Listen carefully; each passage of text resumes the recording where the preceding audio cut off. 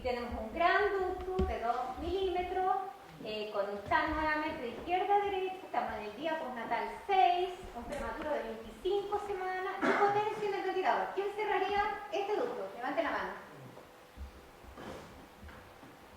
Ya. Hay la gente que no lo cerraría, ¿por qué no lo cerraría? ¿Alguien quiere levantarse la mano de los que no levantaron la mano la primera vez? Yo creo que conservarlo y manejarlo como una ventilación. Manejo conservador se llama eso. Sí. Ya. Bueno, vamos a ver si al final de la presentación te logro cambiar 2 puntos. Ya. Bueno, ¿por qué ha surgido esta controversia? Ustedes vieron que la mitad de la gente, en el caso 2, que era un caso incluso un poquito más extremo, la mitad de la gente cerraría y la mitad no cerraría. Bueno, por eso estamos acá hoy, justamente. Las controversias del DAP surgieron porque la gente se empezó a dar cuenta que estábamos tratando niños de más. Muchos de los ductos arteriosos del prematuro cierran espontáneamente el esfero natural del ducto. ¿Ya? Ese es el primer punto y lo vamos a detallar más adelante. En segundo lugar, los efectos adversos de los antiinflamatorios no esteroidales, las perforaciones intestinales, las enterobolitis, la falla renal, ¿ya? Y por último, el hecho de que los pocos protocolos randomizados controlados que hay no nos hayan logrado convencer de que mejora el outcome neurológico. El más conocido es el TIP, que logró demostrar una disminución de la hemorragia intracraniana, incluso severa, pero a los 2 años no hubo mejoría del outcome neurológico. Eso fue un poco lo que terminó de ponerle el sello a las dudas sobre el tratamiento. Veamos el primer punto, el cierre espontáneo del ducto en los niños muy prematuros. Ustedes ven que sin intervenir en el TIP, uso de metacina profiláctica, que era el estudio que recién estábamos mencionando, con niños menores de 10 gramos, o sea, extremo bajo peso de nacimiento, el 50% va al cierre espontáneo, ¿ya? Después Overbier en el año 2004, también con una población bastante grande, tuvo menor de 56%, y otro estudio con el 5%. O sea, las cifras son bastante coherentes en ese sentido. El 50% de los extremos bajo peso se va a cerrar independiente de lo que haga, ¿cierto? O sea, no que hagamos algo muy champoso, pero... Y aquí uno está analizado por edad gestacional, y obviamente que la edad gestacional es un factor importantísimo que tenemos que tener en nuestro algoritmo para al minuto decidir a quién vamos a tratar y a quién no. Los menores de 25 semanas, la tasa de cierre espontáneo es bajísima, 10%, entre 25 y 26 vamos subiendo, 30, 27, 28, casi 40, y ya los mayores de 29 son los que en general el ducto va a cerrar espontáneamente. Entonces la verdad es que esta exposición está básicamente enfocada a los de 28 semanas o menos. Los demás vamos a hacer la postura conservadora, muy conservadora, ¿ya? ¿Hay problemas en esperar que el ducto se haga clínico? Aquí hay 2 puntos. Uno, el punto 2 es más fácil, porque eso está demostrado ya en muchos protocolos. La efectividad del tratamiento es menor. O sea, cuanto más días pasan, la estrategia profiláctica, a veces la curativa precoz, la curativa tardía o ya muy tardía, la eficiencia, la eficacia del tratamiento con indometacina o con ibuprofeno va disminuyendo gradualmente cuanto más días han pasado desde el punto de vista cronológico. Y desde el punto de vista fisiopatológico, y esto ya no está a nivel todavía de estudios prospectivos observacionales, pero hay bastante evidencia que muestra que si esperamos muy tardío para el cierre ductal, somos muy conservadores, podemos perder una ventana importante de tiempo, que es donde acontecen los acontecimientos catastróficos del recién nacido extremo bajo peso. Estamos hablando de hemorragia pulmonar, de hemorragia intracraniana, ¿ya? Lo vamos a ver allá más adelante. También está tomado del Dr. Seri, como dije al principio. Otro caso para que discutamos. Un prematuro de 24 semanas, tiene presión arterial normal, tiene un equilibrio ácido-base normal, está en el ventilador y alrededor de las 12 horas de vida se le hace una ecografía, la unidad del ecografista, así como en otras partes que hay neonatólogos dedicados a ecografía, y el ducto se mide y tiene 3 milímetros a las 12 horas de vida con un chat casi completamente izquierda-derecha. Nuevamente, aquí tenemos un dilema. ¿Quién trataría este ducto?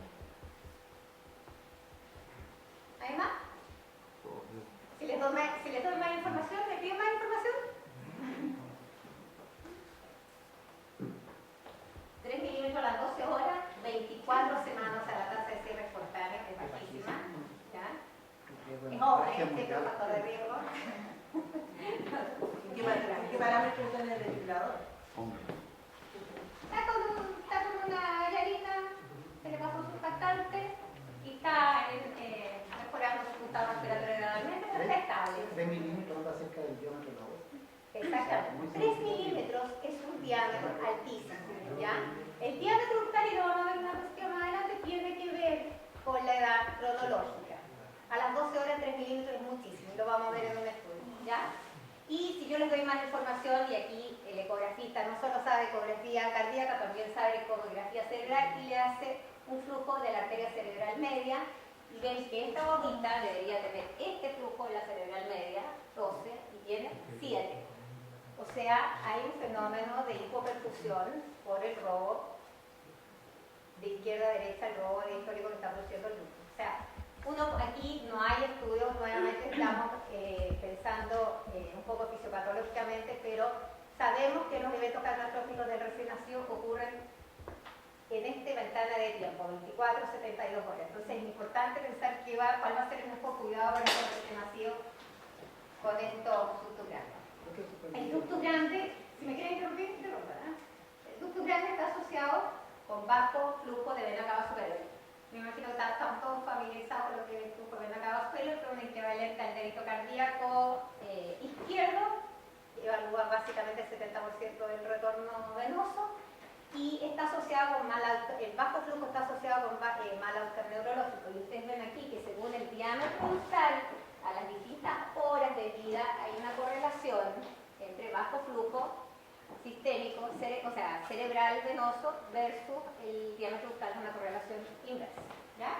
Entonces, un poco la composición del lugar en la que los quiero llevar es que tiene un ducto grande, viene el robo histórico, estamos viendo el flujo de la cerebral media que está abajo, y sabemos que eso se asocia con hipoflujo, hipoperfusión, y sabemos también que el hipoflujo en los prematuros extremos precede en general a los eventos catastróficos tipo hemorragia intracraneana. Se ha visto que la hemorragia intracraneana en el prematuro, y eso se han hecho videos en que se demuestra la hemorragia intracraneana en el minuto que ocurre, está precedida de un periodo de bajo flujo y después reperfusión. Es lo que llamamos, lo que vemos habitualmente en neonatología, isquemia, reperfusión. Durante la reperfusión ocurre la hemorragia intracraneana. Así que es un tema no menor saber que el diámetro ductal se asocia a mayor diámetro ductal, menor flujo cerebral. ¿Ya? Bueno, ¿qué hacemos cuando si no usamos el tratamiento precoz, curativo precoz o profiláctico? Vamos a quedarnos con dos alternativas, o el tratamiento conservador o el tratamiento quirúrgico. ¿Ya? Y sabemos que en el último tiempo han salido varios estudios respecto a estos dos temas que nos vamos a tocar rápidamente. ¿Qué pasa con ser conservadores? La verdad que esto, tomado del Journal Arterial del 2012, muestra que no es inocuo restringir de volumen a estos niños que tienen ductos.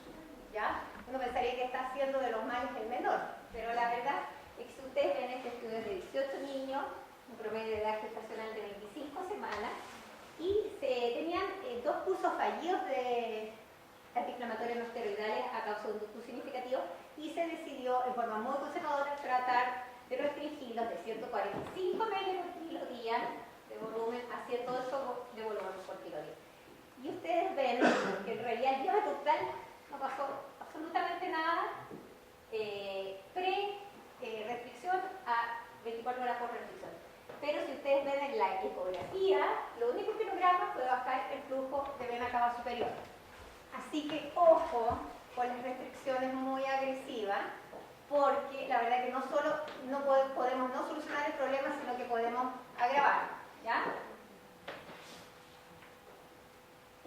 Bueno, ¿qué pasa con ser totalmente conservador con el manejo del glúten? La verdad es que hay 2 estudios que demuestran significancia estadística ajustados por factores perinatales que están asociados con mortalidad, que demuestran que el hecho de permanecer con un ductus abierto aumenta la mortalidad de los niños en 4 veces, ¿ya?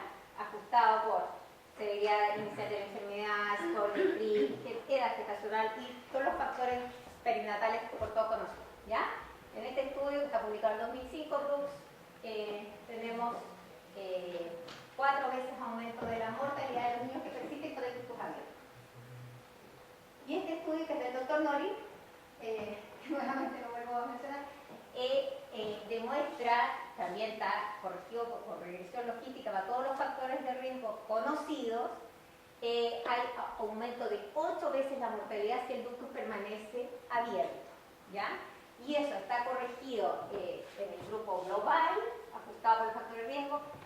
Lo ajustaron si el niño sobrevivía más de una semana, y también lo ajustaron si el niño vivía, dejaron solamente los sobrevivientes mayores de 2 semanas. Y en los 3 grupos la significancia estadística se demostró 8 veces mayor mortalidad. El cierre quirúrgico, ¿qué pasa con el cierre quirúrgico? Está bien desacreditado el cierre quirúrgico últimamente también, han salido muchos estudios alertándonos de los efectos a largo plazo básicamente que podría tener el cierre quirúrgico del ducto, así que hemos estado bastante reticentes, yo creo que la mayoría de nosotros reticentes a operar niños.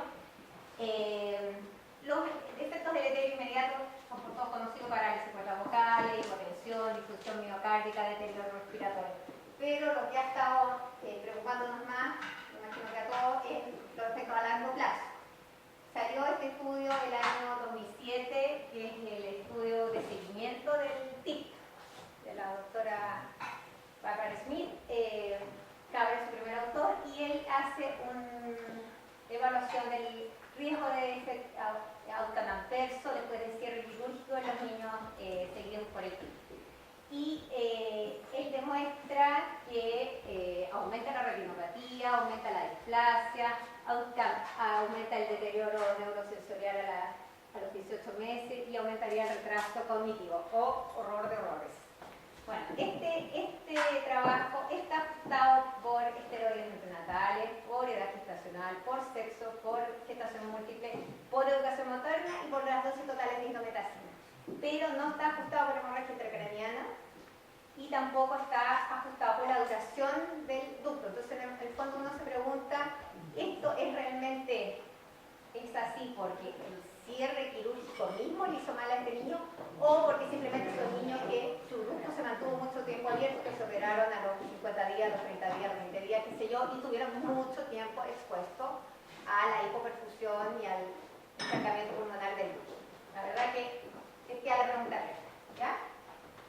Este es otro estudio que apunta al mismo tema, es un estudio publicado también en 2007 y que también hace seguimiento de los niños que fueron a cierre quirúrgico, los compara con los que no tuvieron cierre quirúrgico y nuevamente, aquí en este estudio sí está corregido, se corrigió por todos los factores perinatales, incluido hemorragia intracraniana.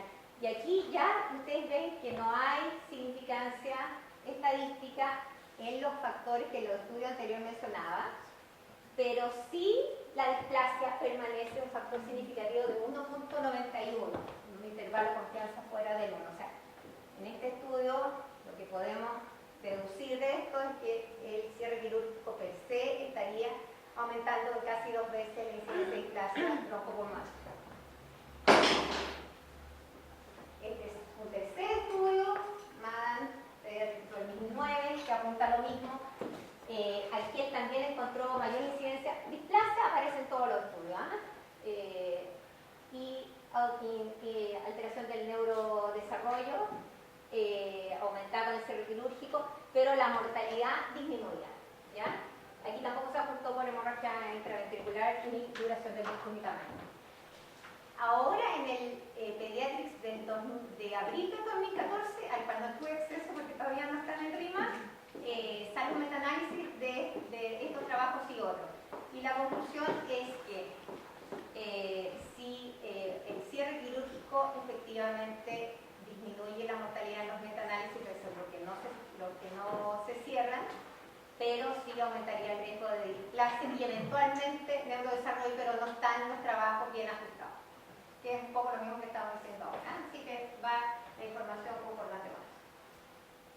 Ahora, ¿por qué pasa con esto del neurodesarrollo y el cierre ductal? Este es un estudio que está publicado en Pediatric Research del 2009 y está hecho en baboons, que es un modelo parecido al recién nacido pretérmino. Nace prematuro, lo someten a ventilación mecánica, el estómago abierto, un modelo bastante parecido al manejo neonatal. Y lo que compararon grupos controles cerrados quirúrgicamente, cerrados quirúrgicamente y no cerrados. Y lo que vieron es que el grupo no ligado tenía más daño histológico, aumento de la densidad de lactocitos, disminución de los oligodendrocitos y menos superficie de giros, versus el grupo que estaba ligado, bien digo. Entonces, la verdad es que no tenemos base fisiopatológica o de experimentación como para pensar que el hecho de ligar el ducto sí podría tener un outcome peor desde el punto de vista del neurodesarrollo. Así que hay que esperar que salgan estudios bien ajustados, ¿ya? Entonces, la conclusión, y aquí repito lo que vimos en el curso, es que el cierre quirúrgico del TAP y el daño neurológico, con la evidencia que tenemos hasta ahora, sería más bien una asociación más que una causa-efecto, y podríamos estar en presencia de un efecto hemodinámico adverso del transductal a largo plazo, o que la severidad de la enfermedad o patología subyacente esté causando tanto el ducto como resultados negativos en esta morbilidad neurológica, ¿ya? No así en displasia broncopulmonar. La verdad que en displasia broncopulmonar sí la evidencia estadística es consistente en apuntar hacia un aumento de la displasia en los niños cerrados quirúrgicamente. A lo mejor es la experiencia que tienen ustedes cuando han cerrado un ducto quirúrgicamente en un niño y que vemos que la mecánica ventilatoria no mejora, incluso se puede deteriorar. Y estudios en animales, y hay varios apuntando a lo mismo, muestran que esta es la superficie alveolar, también en monitos, y ¿babú es bonito? No sé, bonito ya. Y vemos un feto a 2 tercios de gestación, vemos un feto maternio nacido con ibuprofeno. Si uno compara el recién nacido tratado con ibuprofeno versus el control, la superficie alveolar aumenta. O sea, el ibuprofeno, por efecto probablemente cerrar el ducto y disminuir la hiperperfusión pulmonar, tiene un efecto positivo en el desarrollo pulmonar de esos monitos que han estado ventilados, etc. Por lo menos en el ibuprofeno entonces aumenta respecto al control. En cambio, cuando ligamos el ducto versus el control, la superficie alveolar no se recupera, permanece igual que el control. Ahora, ¿por qué es eso? Se preguntarán ustedes. Bueno, lo que se ha visto en los estudios es que el hecho de ligar quirúrgicamente este estrés inflamatorio que se produce aumenta la expresión, y eso está demostrado en el Pediatric Research en varios estudios, aumenta la expresión de los genes involucrados en la inflamación pulmonar, ¿ya? COX-2, factor de necrosis tumoral, ¿ya? Y disminuye la expresión genética de los canales de sodio que están involucrados con sacar el agua del pulmón. Entonces habrían estos 2 factores, el inflamatorio y la inhibición de los canales de sodio que son involucrados en el intercambio de fluidos del pulmón del prematuro, y eso estaría gatillado por el cierre quirúrgico y nos estaría dando estos outcomes peores desde el punto de vista de displasia, sin olvidar sí que igual la mortalidad disminuye, ¿ya? Entonces el efecto del cierre quirúrgico en la displasia broncopulmonar, probablemente aquí sí hay una causa-efecto y estaríamos hablando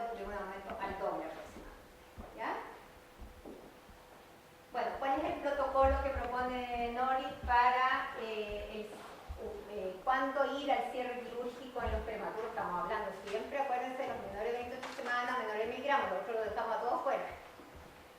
Esto es cuando un ductus no responde a los inhibidores de la ciclooxigenasa y tiene un chance de predominio izquierda-derecha. Ahora ahí los vamos a clasificar de nuevo, aquí el tamaño sí importa, ¿ya? Los menores de 1.5, los de 1.53 y los mayores de 3. El mayor de 3, la verdad que aquí no hay duda. El 3 es mucho, lo voy a mostrar después en otra diapositiva, se ligan, ¿ya? Si tiene chance de izquierda-derecha, obviamente no vamos a ligar con hipertensión pulmonar. Si está menor de 1.5, aquí uno es totalmente conservador. O uno solo hace seguimiento longitudinal. Un poco lo que iba Jorge, ¿cierto? Hasta que se cierre, o si en algún minuto se vuelve mayor de 1.5, uno ve aquí si tiene repercusión clínica y de ultrasonido. Si tiene repercusión, va a cierre, ¿ya? Y los de 1.5 a 3 también, dependiendo si esto uno evalúa la significancia hemodinámica y la significancia clínica. Ahora, en estos criterios es súper estricto, yo creo que atrás no alcanzan a leer, pero aquí estamos hablando de para tener significancia de ultrasonido tiene que tener un bajo débito cardíaco, menor de 200 ml por kilo minuto, un flujo diastólico reverso en aorta descendente, tiene que tener robo diastólico en arteria mesentérico cerebral y disfunción miocárdica. Y las evidencias clínicas de significancia hemodinámica también son bien severas. Evidencia de edema pulmonar significativo no atribuible a otras causas, que requiera soporte respiratorio, hipotensión que requiere soporte hemodinámico, por lo menos dopamina sobre 5 gamma, y evidencia de insuficiencia renal aguda. Así que estamos hablando de unos criterios bien estrictos, ¿ya? Bueno, eso respecto al cierre quirúrgico. Respecto a las estrategias de tratamiento con inhibidores de la ciclooxigenasa, ustedes ven que podemos tener todas estas categorías de tratamiento, el profiláctico, el presintomático, que cuando vamos a ir a hacer la eco las primeras 2-3 días de vida antes que te haga los síntomas, el sintomático precoz, el sintomático tardío después de la primera semana, cuando el niño ya está en insuficiencia cardíaca, o simplemente no lo trata porque el ducto, como se ha dicho en algunos artículos, es un espectador inocente. ¿Ya? Ahí, entonces, tenemos todas esas alternativas, desde el fanático que trata todo hasta el que no trata nada. Y ustedes ven que dependiendo de dónde nos paramos, son los efectos que vamos a tener. Si cerramos profiláctico, la gran gracia es que se cierran muchos, sobre el 80%. La eficacia aumenta en la inmunomedicina profiláctica, eso está demostrado hace tiempo. Y está demostrado también que disminuye la hemorragia intrapulmonar, o sea, la hemorragia pulmonar y la hemorragia intraventricular. Está demostrado también que disminuye el cierre quirúrgico y está demostrado también que disminuye el cierre posterior. Eso es todo evidencia grado 1. Aquí, a medida que vamos tardando en tratarlo, va disminuyendo la eficacia. Obviamente que ya pasamos la ventana de los eventos catastróficos de las primeras 72 horas, así que no vamos a poder actuar sobre hemorragia intraventricular y hemorragia pulmonar. También va a disminuir nuestra eficacia respecto al cierre quirúrgico, pero vamos a tener menos tratamientos innecesarios, porque en entre medio se van a haber cerrado varios espontáneamente, ¿ya? Pero sí aumenta, aquí va aumentando el riesgo de enterocolitis a medida que el tratamiento es más tardío. Ojo que los tratamientos profilácticos en todos los protocolos, ninguno ha demostrado que aumente el riesgo de efecto adverso ni perforación intestinal ni gastroenterocolitis necrotizante, salvo que lo asociemos con hidrocortisona, cosa que no hay que hacer nunca indometacina y hidrocortisona, ¿ya? Pero entre paréntesis. Y la mortalidad sí, aquí sin tratamiento, lo vimos antes, aumenta, ¿ya? Entonces, bueno, teniendo esas cosas claras, uno puede decidir dónde se va. Respecto a cuál inhibidor de la ciclooxigenasa ocupar, algunos países están obligados a hacer uno u otro por disponibilidad. Los australianos estaban usando indometacina hasta que la retiraron del mercado, ahora tienen ibuprofeno. Los europeos prefieren ibuprofeno, en fin. Nosotros tenemos la ventaja que tenemos, podemos de alguna manera acceder a ambos, así que podemos elegir lo que más nos acomode, ¿no? Lo que sí en este metaanálisis que está tomado de Cochrane del 2013, la conclusión es que el ibuprofeno disminuye el riesgo de NEC.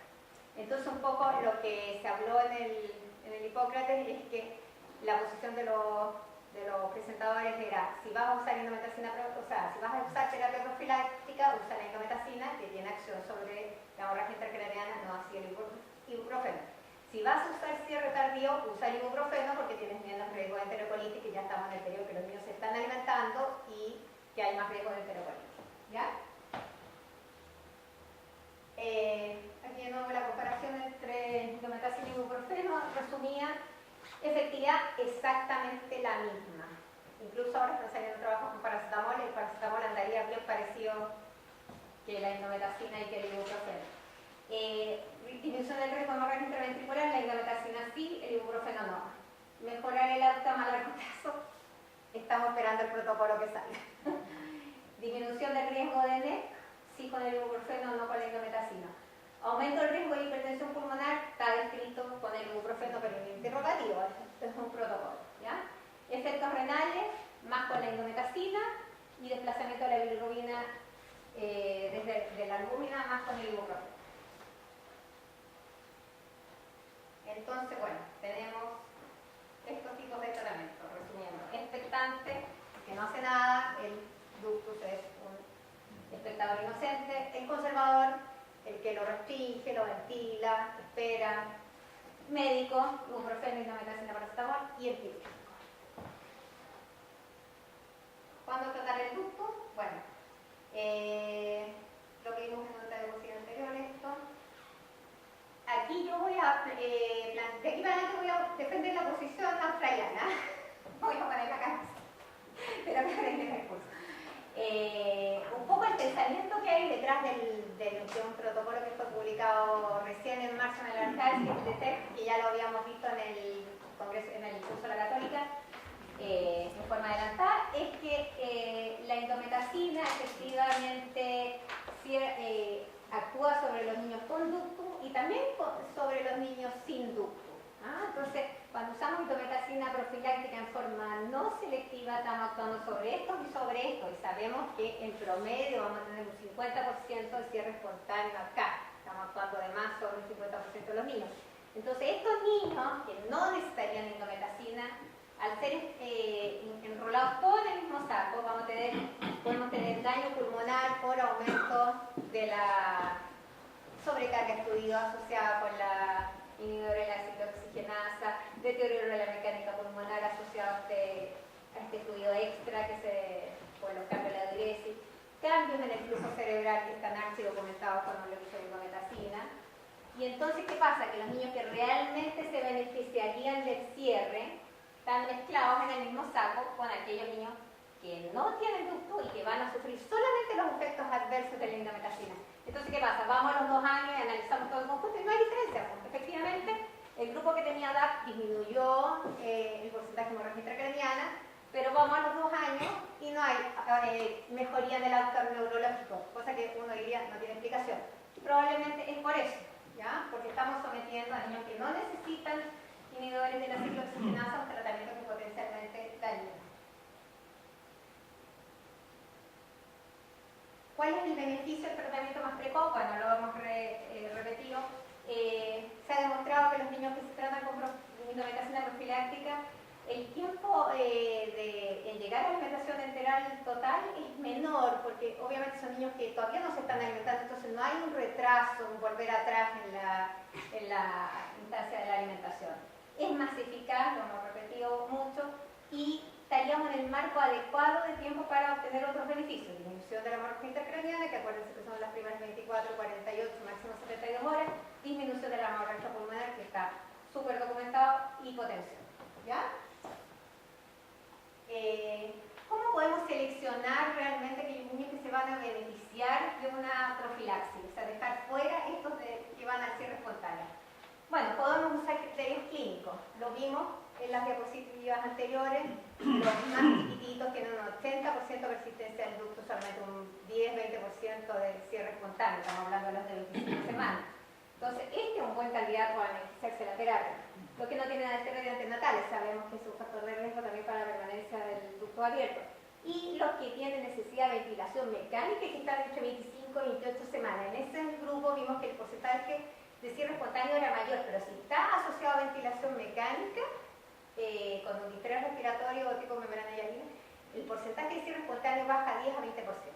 Así que en este grupo, con un 80% de probabilidad, vamos a necesitar ducto en terapia en algún momento. Y lo otro es irse guiando por criterios ecocardiográficos. Y aquí está de nuevo el tema de que el tamaño del ducto es muy importante en las primeras horas de vida. Este estudio fue presentado en el SCR de Hawái en 2008, es del grupo australiano, grupo Evans, y ellos estudiaron prospectivamente con ecocardiografía alrededor de 126 niños y fueron registrando los diámetros ductales a distintas horas de vida, las 0, 5, 10, 15, y este es el percentil 50. Y ustedes ven que a las 3 horas es 2, a las 6 horas es 1.8, a las 9 horas es 1.6, a las 2 horas es 1.3. Entonces depende del minuto en que le hagamos la ecografía a este niño, va a ser si ese ducto es grande o no. ¿Ya? Bueno, como digo, en marzo salió publicado este estudio que ya lo había mencionado el doctor Evans en el curso de la católica del año pasado, los resultados, y que se comentó también bastante en el curso de Hipócrates. Y el objetivo de este protocolo, el DETECT, era hacer un tratamiento dirigido seleccionado, entonces según ecocardia precoz, a los ductos significativos, viendo si esto podría reducir la mortalidad y la necesidad de cierre ductal más tardío sin aumento de los efectos adversos. Este estudio fue multicéntrico, aleatorizado, doble ciego en 3 unidades de neo australianas, y seleccionaron los menores de 29 semanas con ductus significativo y se randomizaron a recibir indometacina o placebo antes de las 12 horas. ¿Ya? La medida de resultado primario fue muerte o eco cerebral anormal. Y bueno, los niños elegibles entonces eran los menores de 29 semanas, que tenían menos de 12 horas de vida y que tenían el consentimiento de sus padres. A esos niños se les hacía el ultrasonido cardíaco, y si el ductus era grande, basado en esos parámetros de la diapositiva anterior que les mostré, se iban a randomizar doble ciego a indometacina o placebo. Después, si el niño durante el tratamiento de profiláctico tenía síntomas graves que están estipulados en el protocolo, podía tratarse en forma abierta. ¿Ya? Aquí también, en el grupo placebo, si el niño tenía criterios bien estrictos de compensación hemodinámica, podía ir a cierre ductal como tratamiento abierto. Y después se compararon con los niños que no tenían, igual se analizaron los resultados de los niños que tenían ductus pequeños o que lo tenían cerrado en el momento de la randomización.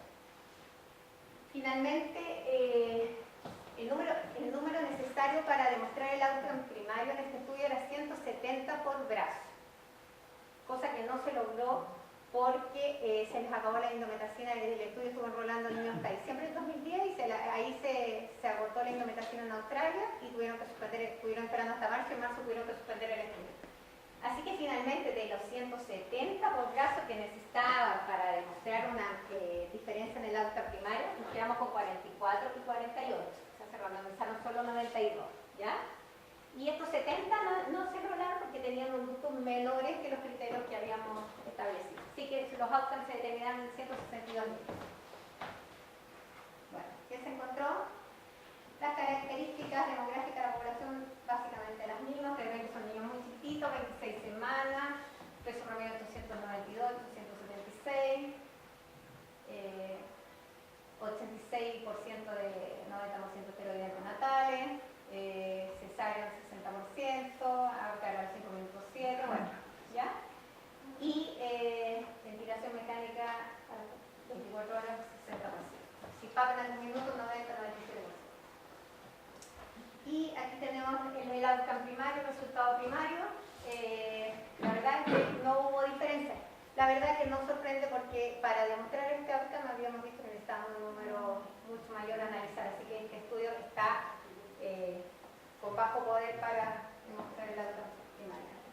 Pero sí, muy interesante, se encontró en las variables secundarias que estaba a priori que se iban a analizar, que la hemorragia pulmonar disminuyó, ustedes ven 4 versus 11 niños, o sea, un 9 versus un 23%, y la hemorragia pulmonar durante las primeras 72 horas, que es la que está asociada a adultos, 2 versus 21%, un caso versus 10, un P de 0.004, ¿ya? Y ustedes ven que en realidad el único otra opción que es distinto es el tratamiento abierto, o sea, tratamiento fuera de protocolo con la indometacina, que es 20 versus 40%, lo que es esperable, porque en el fondo, si recibió profilácticos más eficaz, necesita menos tratamiento más tardío. El cierre quirúrgico no hay diferencia porque son muy poquitos casos, son 2. Ustedes ven que los criterios de cierre quirúrgico son muy chicos, ¿ya? Entonces, como conclusión del la resonancia con ducto pequeño, el tamizaje ecográfico ante las 12 horas de vida tiene una alta tasa de cierre frontal. O sea, como primer punto, el hacer una ecografía antes de las 12 horas es un muy buen screening cardíaco para ver qué niños van a ir al cierre espontáneo y qué niños se van a requerir algún tipo de intervención. En segundo lugar, la resonancia con ducto grande antes de las 12 horas no tratas con niños precoz, tiene mayor probabilidad de hemorragia pulmonar. Para evitar una hemorragia pulmonar necesitamos tratar 5 niños con indometacina profiláctica y niños con ductus grande, ¿ya? Además tienen doble probabilidad de tratamiento de recibir indometacina tardía, 20 versus 40%. Tratar el ducto en forma precoz no se asocia con adverso, no hubo ningún aumento en la morbilidad, y la principal limitación del estudio fue la falta de poder para demostrar el outcome primario. Así que este estudio tiene que venir después. Bueno, aquí les voy a presentar la guía de manejo australiana, que la verdad que yo quedé súper entusiasmada con todo eso, así que en la Santa María ya la adoptamos, y en el fondo está basada en 4 puntos. Primero, todos los prematuros menores de 26 y los menores de 28 semanas que tengan ventilación mecánica, o sea, el grupo que dijimos que era de riesgo, del 80% de resistencia al ducto, buscar el ducto dentro de las primeras 24 horas y ojalá dentro de las primeras 12, dependiendo de la disponibilidad de ecografía. Si el niño tiene un ducto mayor de 2 milímetros en las primeras 6 horas, mayor de 1.5 después de las 6 horas, y dilatación de aurícula izquierda aorta o flujo retrógrado en aorta descendente, ir a cierre. Y ahí vamos a cierre con antiinflamatorio, específicamente indometacina por los factores que ya le mencioné, prevención de hemorragia intracraniana, básicamente a diferencia del ibuprofeno, ¿ya? Buscando evitar la hemorragia pulmonar y buscando evitar el cierre quirúrgico tardío y el tratamiento más tardío. Si el niño tiene signos de ductus en la primera semana de vida, o sea, ya estamos fuera de la profilaxis, o ductus, mantenimientos ventilatorios mínimos después de la primera semana de vida, ahí vamos a una conducta mucho más conservadora, evaluación longitudinal, ¿ya? Y ahí vamos a 5, si tiene una dilatación de aurícula izquierda aorta mayor de 2, si tiene un patrón de flujo ductal pulsátil versus uno que está en vía de cierre, si tiene flujo retrógrado de aorta descendente más de 30%, en fin, o ahí vamos al tratamiento médico si progresa en el seguimiento, que lo podemos hacer cada 24, 48 horas según el estado clínico del niño. Si el niño no tiene un ducto pero no tiene significancia clínica o hemodinámica, tal como lo hemos planteado acá, la verdad que el manejo es expectante, solamente esperar que ese ducto vaya a cierre con yo. Y si se trató médicamente en toda oportunidad y hay evidencia de persistencia de la significancia hemodinámica, por los mismos criterios que mencioné antes, va a cierre clínico. ¿Ya? Bueno, como conclusiones, y aquí ya abro la discusión, mi opinión es que hay que individualizar el tratamiento del ducto, no se puede tener ninguna postura extrema, va a depender de la edad gestacional, que va a dar la probabilidad de cierre espontáneo, la edad cronológica, el tamaño ductal, la repercusión clínica y hemodinámica. El TAP es causa de mortalidad, eso la verdad que no nos podemos cegar de decir, no, es solo una asociación, es causa de morbilidad en un grupo específico de prematuros muy extremos, ¿ya? Y no siempre entonces un espectador inocente, aprendamos a convivir con el ductus, que fue algo que dijo un conferencista. Bueno, ese fue el único día que vi el sol en Río, los demás días pueden cerrar. Sí. Gracias.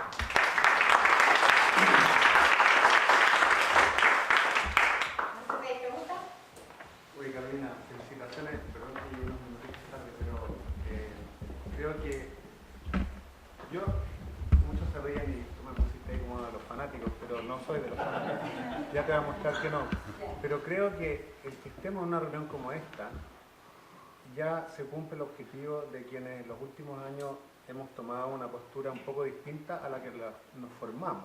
Tú, igual que yo, nos formamos en una escuela similar, porque en esta historia del ducto, y ha sido avalado con lo que está pasando en todas partes, nosotros cuando nos formamos en la neonatología, si había un niño con un ducto, había que darle indometacina, si no cerraba, había que operarlo, independiente del peso, del estado, y eso no fue hasta hace mucho tiempo. Nosotros hasta hace poco en la Católica recibíamos niños derivados de algunos centros con convenio cardiológico, que llegaba un niño con un CPAP, o a veces una bigotera, con oxígeno 30%, y venía a operarse, pero devolvámoslo. No, es que ya los cardiólogos del otro centro lo dijeron que había que operarse. ¿Entiendes? Entonces eso no lo hemos visto, ¿verdad?, en los últimos 5 o 6 años de nuevo. Y ese es un gran logro. O sea, yo creo que hemos salvado a muchos niños de tratamiento innecesario que tú demostraste, que hay un grupo grande. Ahora, claro, a veces es complicado estas divisiones que nosotros hacemos en la neonatología, porque de repente un niño de 1,1 kg puede evolucionar muchísimo más grave que uno de menos de 1 kg en algunas condiciones. Entonces, pero yo te diría la edad gestacional es más importante. claro, por supuesto. Y en edad gestacional a veces también, porque un niño de 26 que ha tenido corticoide versus uno de 28 que no. Pero hay que poner ciertos límites, pero yo creo que mejor quedarse con que hay que individualizarlo, porque de repente hay niños de 28 semanas o de 29 que pueden tener una evolución mucho más torpe. Así que yo creo que para los que proponemos una conducta más conservadora, es esto lo que se logra, es decir, que tú individualices. Y todos seguimos tratando algún ductus. Personalmente, y la mayoría de mi grupo, que siempre fue más productos, tenemos igual la política de dejar indometacina profiláctica en los niños menores de 1 kilo, especialmente varones, pensando también en la protección por hemorragia intracraniana. Así que sin duda ahí hay un efecto en el ductus, y los trabajos primeros de ductus profilácticos mostraban que había menos hemorragia intracraniana. Ahora, si es solo por el ductus, o después se ha visto que hay efectos directos de la indometacina, y por eso no es lo mismo dar ibuprofeno que... Así que yo creo que el objetivo está cumplido, o sea, que nosotros individualicemos. Y hay algo que uno podría medir hoy día, y que le ha pasado a países desarrollados, y no solo a nosotros. El costo del medicamento, porque aquí en Chile por lo menos ha seguido habiendo ibuprofeno o indometacina, pero el costo está tan alto que también ha sido una limitante. Entonces yo creo que eso ha servido también para individualizar más el tratamiento. Y a lo mejor eso se podría medir de alguna manera, el impacto que ha causado el mayor costo, en que nos hemos tenido que cuidar mucho más, aún en los centros privados. Yo imagino que en la Santa María es lo mismo, o sea, gastarse no sé cuántos miles en indometacina solo porque tenía un ductus sin una significancia importante. Yo creo que eso ha hecho también un cambio en la aproximación, así que yo creo que el objetivo está cumplido. Y hay un montón de preguntas y de cosas que a lo mejor no están tan respondidas, no sé, como por ejemplo, tú decías lo de la restricción. Yo creo que restringir a 100 por kilo es demasiado, y eso, claro, entonces uno cuando habla de restricción a lo mejor es cuidar de no sobrehidratarlo, cosas de ese tipo.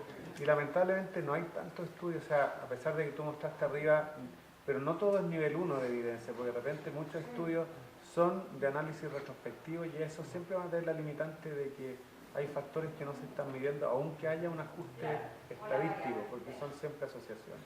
Pero felicitaciones, porque yo creo que estamos en otra tierra también ya del enfoque de esto.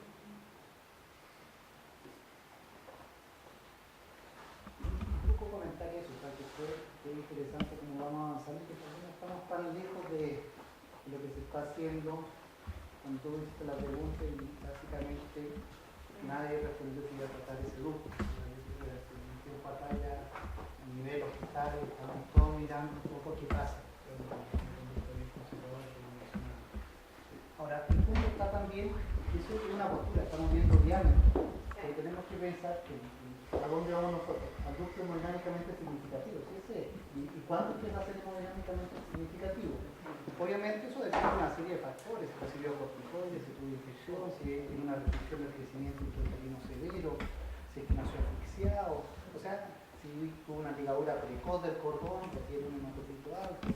Entonces hay una serie de elementos que hacen interesante esto, pero también tener presente que se está buscando otros elementos más que no son excluyentes, son sumatorios. Estamos hablando de los marcadores, ¿no es cierto?, del factor natriurético, estamos pensando... Sobre eso, los marcadores, fíjate que se tocó ese curso también en el curso, lo revisé, y la verdad es que los marcadores son mucho más tardíos. Por ahora sí. sí, no Sí, hay la elementos. troponina, péptido natriúrico, la verdad que antes de las 72 horas no rendimiento y después de las 72 horas ya vimos que muchos de estos eventos ya ocurrieron. Entonces, por ahora los marcadores no nos sirven, así también como la clínica. La gente que confía mucho en la clínica, la verdad que la sensibilidad y especificidad de la parte clínica, evaluación del ducto recién es significativa alrededor del día 5. O sea, vamos tarde si queremos actuar. Sí, Por eso, y en eso está yo creo que es importante lo que sí, por eso los factores se está buscando, como sabe que hasta ahora mismo están valiendo público local, pero lo que sí está y que está apareciendo todo lo que es la monitorización cerebral. Estamos viendo, qué es lo que nos interesa finalmente, cómo repercute esto a nivel cerebral, o sea, el outcome neurológico a largo plazo. Y en eso entra el MIRS, que está en este momento, hay algunas metodologías, se está planteando incluso la electroamplitud, se está buscando algún uso en cuanto a función. Entonces, es importante, los mismos australianos han ido cambiando. Ellos plantean ahora 1,8, antes planteaban menos. También ellos han trabajado en relación a hacer un seguimiento, o sea, inicio el tratamiento tal vez con 2 milímetros, pero cuando voy a poner la segunda dosis, ellos usan cada 24 horas medir ese ducto. Y hay un trabajo que también habla si más de 1,6, más de 1,6, que puede también uno tratar con menos medicamento con igual resultado en cuanto a cierre. Entonces, es súper interesante y como tú bien lo mencionabas, lo importante es tener un protocolo. De alguna forma, ojalá el niño que nace el día lunes se trate igual que el día sábado o el domingo, independiente, y poder un poco ir evaluando a largo plazo. Yo quería compartir nuestra experiencia y coincidir con el doctor Padre, respecto de que ante hay alguna acción, que hay grupos identificados, grupos cerrados. Y de la época de la medicina práctica, que antes todos los que realizaban por años, ahora estamos en una conducta mucho más conservadora. Nosotros estamos haciendo ecografía a las 48 horas, entre 48 y 72 horas, y eso básicamente, y no antes, porque antes consideramos que en realidad es fisiológico lo que hayamos visto. Si uno entiende la fisiología del cierre rectal, si el niño de término es normal, es decir, el ducto se cierra entre las 48 y 72 horas, el prematuro con mayor razón va a estar ahí. Entonces, hacerla a las 12 horas nos parece un poco precoz. Y por otra parte, la gran mayoría de las veces, si uno lo hace precoz, entre 6 y 12 horas, probablemente se va a topar en una etapa de que el niño todavía está con una fase de hipertensión pulmonar importante y puede que ese ducto tenga un cambio, por ejemplo, de bidireccional o incluso de derecha a izquierda, según sea cada caso. Con esa aproximación nos ha ido muy bien. Nosotros ya no usamos indometacina profiláctica, solamente tenemos ibuprofeno para cierre y hemos probado paracetamol en algunos casos. Tenemos un 80% de cierre espontáneo de ducto en niños mayores de 28 y 40 en menores de 28 semanas. Importante con la literatura. Claro, y la tasa con de la éxito evolución con el natural. ibuprofeno alcanza el 70% y hemos observado que las reacciones adversas entre indometacina y ibuprofeno son iguales. Es decir, tenemos la misma cantidad de enterocolitis, la misma cantidad de insuficiencia renal. Y lo otro importante es que no ha aumentado la tasa ni de hemorragia pulmonar ni de hemorragia intracraniana con esta aproximación. Y en ese sentido, yo creo, también coincido con el doctor Fabi, que al final el tratamiento es caso a caso, matricularse por una cifra, es decir, ducto mayor de 1,5, menor de 1,5, locato, no locato, eso me parece absolutamente no poco adecuado. Creo que mientras más elementos uno tenga, mejor. Mira, la verdad es que aquí yo resumí, porque la verdad que esto era más de diapositiva, pero el tamaño ductal no es simplemente un capricho. La verdad que se han analizado todas las variables que involucran un ducto hemodinámicamente significativo: aurícula izquierda aorta, débito ventricular aumentado, flujo retrógrado en arteria ascendente, flujo retrógrado en arteria cerebral, en mesentérica. Y la verdad es que la mejor correlación matemática con el QP-QS, o sea, con la cantidad de sangre que va además a los pulmones versus sistémica, es con el diámetro ductal. Y cuando tú dices, con mayor razón en el prematuro, un ducto abierto a los 4 días, la verdad es que un prematuro nunca es fisiológico. O sea, no estamos hablando de cosas fisiológicas. Y aquí todo es fisiopatológico. ¿Ya? Pero antes de 48 Entonces, horas. El ducto puede estar abierto antes de 20. pero lógico, pero el seguimiento prospectivo que hizo el grupo australiano demostró que aquellos ductos que tenían sobre determinado diámetro son aquellos que posteriormente, si tú lo dejas en evolución espontánea, hace la hemorragia pulmonar. Que tú no veas hemorragia pulmonar en tu centro probablemente tiene que ver con que la población que ven no es tan inmadura, porque es una patología propia del prematuro extremo, ¿ya? Son niños menores de 12 años. Pero hay temas de Claro. manejo ventilatorio que Lo también... que pasa es que necesitáis grandes números para poder demostrar algo. Tú ves que aquí eran 40 y 40 y ahí Pero lográis cuando tú demostrar. mostraste los tamaños ductales, claro, hay una línea, pero la dispersión es altísima. La dispersión es altísima, sí, pero ese es el punto fuerte. Claro, para cada hora. O sea, Pero lo que es interesante, si bien el grupo australiano fue una pena que no terminaran el trabajo, Sí. que tú mostraste, hablábamos de menores de 1000, estábamos hablando de 28, de un 50%. Cuando uno ve lo que se trata, ellos tratan un 56% con este esquema de primeras 6 horas, 6 y 9 horas, y hasta las 12 horas. perdón, un aviso de un auto. Lo que pasa es que hay un Subaru plateado que está tapando la pasada. El mío, ahí dice José Novoa. Ah, ya, es suyo. Porque están hace rato que... Tiene que mirar la identificación. Tiene la... Sí, el nombre. No, pero es interesante que Sí, sí. Bueno, yo creo que esto ha sido como decimos, porque en realidad hubo todo el periodo que usamos este tratamiento precoz, al comienzo apenas aparecían los síntomas. Nosotros, como San José, nunca usamos mucho el profiláctico, por varias cosas, por algunas de las que tú nombras, teníamos pocas hemorragias, mucho de que ahora ha ido cambiando un poco en el tiempo. Así que, y la verdad es que como el beneficio muy importante en ese momento se decía que los niños llegaban menos a la cirugía, nosotros no nos complicaba tanto, teníamos la opción de la cirugía del ductus, a pesar de lo malo que podría ser y la evolución a veces operatoria media catastrófica.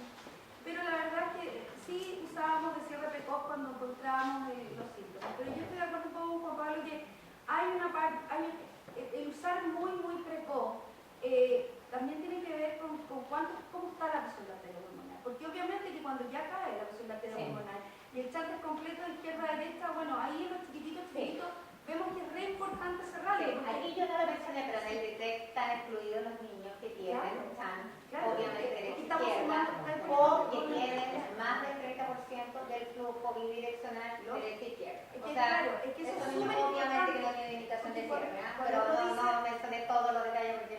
Cuando uno dice que los niños chiquititos se deberían cerrar, ahí hay un grupo que no es menor, que tiene membrana hialina severa y que tiene un En todo caso, en este grupo de 92 niños que se randomizó el DETEC, hubo 2 que estaban en situación de hipertensión pulmonar. O sea, no es tan frecuente como hay que pudiera dejarlo pensar. hacer. Cuando empezamos una cosa expectante con el ductus, que también lo hicimos y todo, y encontramos esto, que aumentan las hemorragias pulmonares, ¿cierto? Que incluso perdimos niños con hemorragias pulmonares muy masivas, muy rápidas, etc.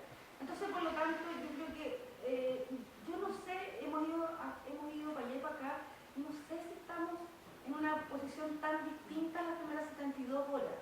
Después, a lo mejor ha cambiado mucho, porque antes sí, nosotros cerramos ductus con niños con naricera, que a lo mejor le echábamos la culpa a la displasia, que iban a evolucionar mal desde el punto de vista respiratorio. Pero lo que pasa en las 72 primeras horas, yo creo que estamos haciendo más o menos parecido a lo que tú me contaste, de lo que hemos ido haciendo siempre. Hubo un momento que nos pusimos expectantes y personalmente, voy a hablar por el San José, tuvimos varias hemorragias y más de las que teníamos habitualmente. Y ya estamos retomando que los menores de 1000 no pueden mirarse tan expectantes porque el producto no es inofensivo. Pero tomamos en cuenta todo lo que tú dijiste, pero también lo que dijo Juan Pablo. ¿Cómo está la presión arterial pulmonar? ¿De dónde el CHAN? ¿Él está produciendo edema pulmonar? Todo.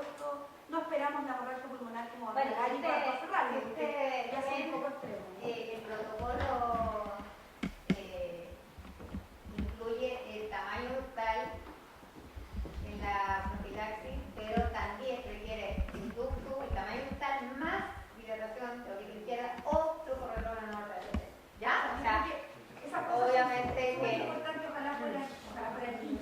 Y la última cosita sobre el tamaño ductal. El tamaño ductal está determinado por el flujo, porque el tamaño ductal anatómico, a lo mejor ustedes son más finos en las ecocardiografías y todo, pero tampoco es tan fácil para el neonatólogo, sino más bien ver flujo, ¿cierto? Y el flujo se determina mucho, porque si yo tengo una alta frecuencia de compresión media diaria de 10, de 12, voy a tener menos flujo, porque estoy defendiendo ese pulmón. O lo tengo en un pic muy alto,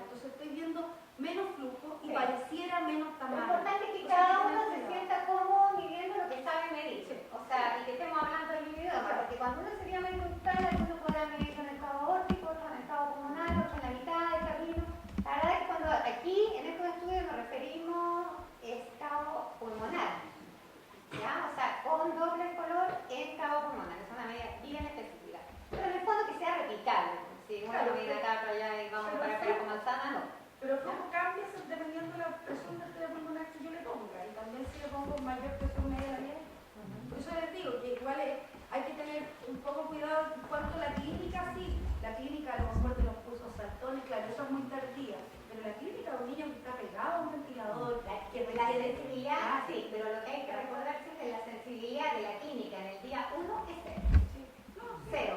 O sea, y eso está medido.